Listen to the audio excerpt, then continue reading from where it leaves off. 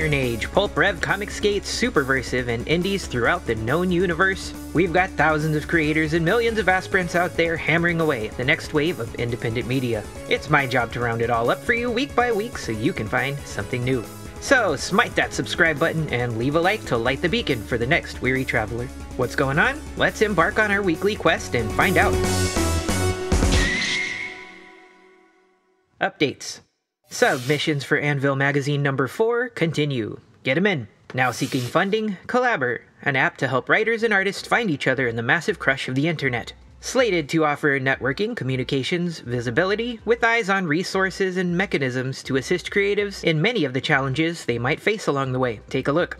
Books. Theft of Fire by Devon, Eriksen. At the frozen edge of the solar system lies a hidden treasure which could spell fortune or destruction. Marcus Warnock has a problem. His asteroid mining ship, his inheritance, livelihood, and home, has been hijacked by a pint-sized corporate heiress with enough blackmail material to sink him for good. A secret mission she won't tell him about, and enough courage to get them both killed. She may have him dead to rights, but if he doesn't turn the tables on this spoiled Martian snob, he'll be dead, period. He's not giving up without a fight. On the flip side, Miranda Foxgrove has the opportunity of a lifetime almost within her grasp, if she can reach it. Her stolen spacecraft came with a stubborn, resourceful captain who refuses to cooperate, but he's one of the few men alive who can snatch an unimaginable treasure from beneath the muzzles of countless railguns. And if this foul-mouthed belter thug doesn't want to cooperate, she'll find a way to force him. She's come too far to give up now. Check out this hefty piece of hard sci-fi and see how it shakes out. From very prolific author Declan Finn, St. Tommy NYPD, a Catholic action horror series. Here's the blurb for book 1, which I read and enjoyed. My name is Officer Thomas Nolan, and I am a saint. I can smell evil.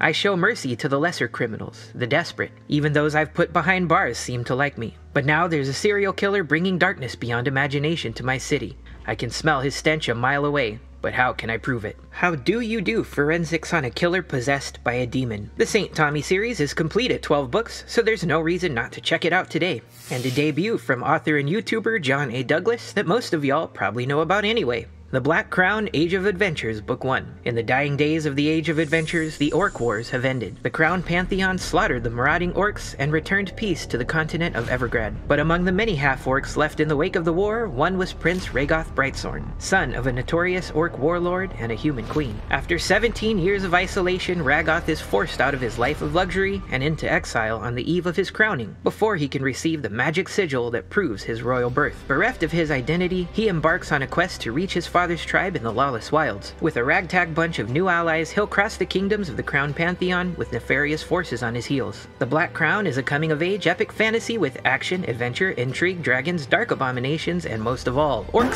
Periapsis Press says The Black Crown is a masterpiece of epic fantasy, delivering high-intensity fun without neglecting the expectations of the genre. Dropping in just a few days, so get ready for the epic adventure.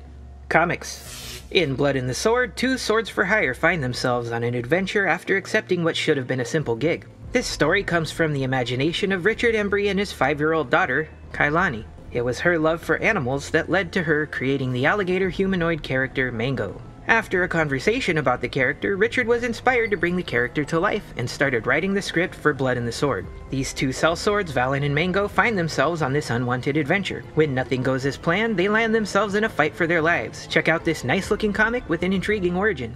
Butch Killigan from Iconic Comics is a fast-paced, action-packed cyberpunk comedy adventure. Meet Butch Killigan, a hard-boiled DEA detective patrolling the mean streets of Ultra City with his partner, Poncho. He is about to bite off more than he can chew when he confronts a shady cabal and their mysterious contraband. What horrors await our hero beyond the confines of the streets and the law? Poncho is Butch's partner and somewhat of a sidekick, but most of the time it's as if he's playing babysitter. He's flabbergasted at Butch's flaunting of procedure, doomed to be a constant witness to the shenanigans. The book is 116 pages of white-knuckled, high-octane adventure that'll leave you wanting more.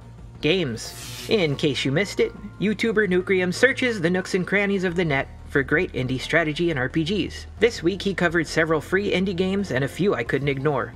So after you watch IndieScan, go check out his channel. Moonring is a dark fantasy retro fusion of classic turn-based RPGs and roguelikes. A free game by the co-creator of the Xbox Fable series. 500 years ago, the land of Caldera was plunged into endless darkness. Decades later, 5 moons rose in the sky, bringing light to the world and strange gods with it. With them came the dreams, calls to devotion promising supernatural gifts. Thus, the new Calderan civilization was born, with a dreamless Archon acting as the god's mortal representative. But Archons are not eternal, and a successor must be found. You are dreamless, free to choose your own destiny, to ask questions others dare not, or even become Archon yourself. What will you do? This is an open-world, turn-based tile RPG in the style of the classic Ultima games, created from the ground up with modern design sensibilities. The world's geography is hand-designed, but the deadly dungeons beneath the surface reconfigure each time you leave or die. Travel, trade, sneak, fight, and sail the world of Caldera. Speak with the townsfolk, learn Caldera's secrets, and challenge the Archon for his throne, or even overthrow the gods themselves. Just look at those juicy retro sprites. I spared a few minutes to dive in myself, and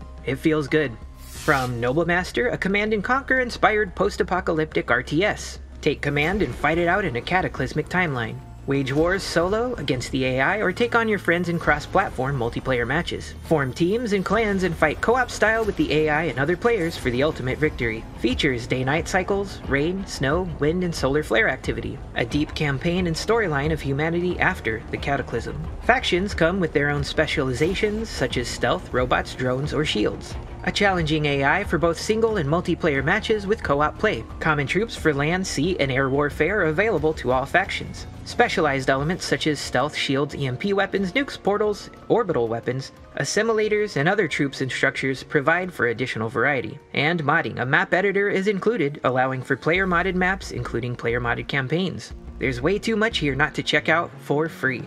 Well, you heard the commander, troops. Time to get out there and support your indies. Yes, sir. And thanks for tuning in to IndieScan.